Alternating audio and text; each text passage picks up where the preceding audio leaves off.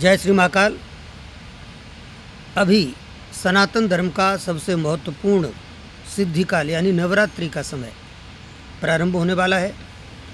जो भी भक्त नवरात्रि के समय शक्ति की आराधना करना चाहते हैं, माता जी को प्रसन्न करना चाहते हैं, उनकी कृपा चाहते हैं, उनको कुछ नियमों का पालन करना बहुत आवश्यक है। सबसे पहला नियम है कि हम माता जी की स्थापना ईशान कोण में करें।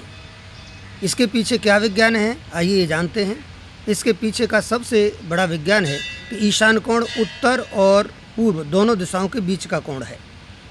उत्तर दिशा से हम देखते हैं कि निरंतर चुंबकीय ऊर्जा का प्रवाह होता है और पूर्व दिशा की ओर पृथ्वी 23 डिग्री पर झुकी हुई है, जिसके परिणाम स्वरूप 66.5 देशांतर पर एक दैवीय ऊर्जा पृथ्वी में प्रविष्ट होती है। दूसरे पूर्व दिशा भगवान सूर्य की दिशा है।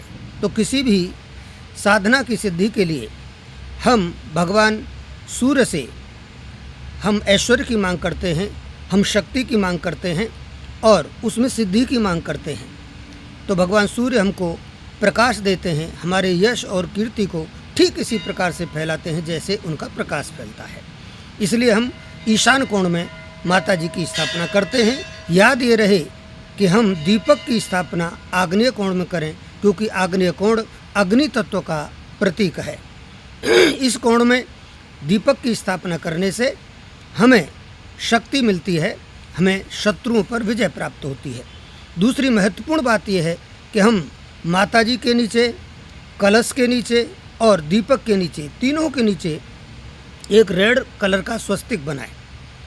हो सकता है आप कलश के नीचे चावल का भी स्वस्तिक बना सकते हैं, लेकिन माता जी के नीचे लाल कलर का स्वस्तिक बनाएं। और ये भी याद रहे कि माता जी की स्थापना या तो चंदन के पाटले या चौकी पर करें या आम की चौकी पर करें, क्योंकि इन दोनों में पॉजिटिव एनर्जी बहुत अधिक होती है। साधक जब साधना करता है तो उसका मुख पूर्व की ओर होना चाहिए, तो उसको निश्चित रूप से उसकी साधना में सिद्धि प्राप्त होती है। साथ ही ये भी याद रहे कि माता जी को हम दूर्वा और तुलसी ये न चढ़ाएं। माता जी को दूध में शहद मिला करके भोग लगाएं। सवेरे सवेरे लाल वस्त्रों का प्रयोग अधिकतम करें। माता जी को भी लाल वस्त्र पहनाएं और स्वयं भी साधक लाल वस्त्र पहने।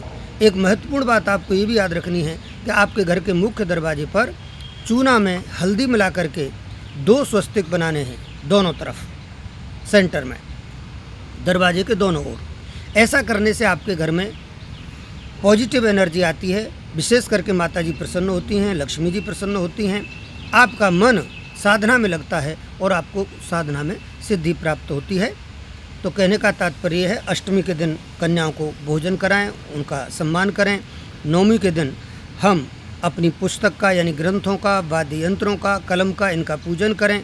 इस प्रकार से हम इस अनुष्ठान को अगर अंजाम देते हैं तो निश्चित रूप से हमको सफलता प्राप्त होगी।